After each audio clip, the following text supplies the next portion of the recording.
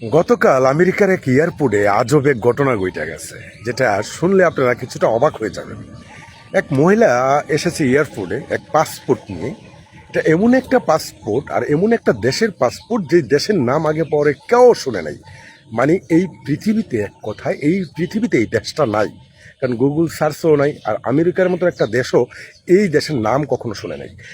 এই পাসপোর্টে যেই দেশে উনি ভ্রমণ করছে আগে সিলগুলা দেওয়া, ওই দেশও এই পৃথিবীতে নাই।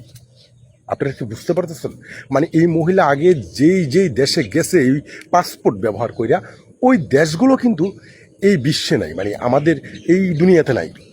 তো একটা জিনিস চিন্তা করেন, কিছুদিন আগে এটিএন টিভি একটা নিউজ প্রকাশ করছিল, যেখানে বলা হয়েছে যে অন্য গ্রহ থেকে এসে এই বিশ্ব থেকে, মানে আমাদের বিশ্ব থেকে 8,000 মানুষ তুলে নিয়ে যাবে। কথাটা বুঝেন একবার ভাই, এটা বেশি দিন আগের কথা না, এক বিজ্ঞানী বলেছিল। ওইটাই নিউজ আগে আপলোড করা।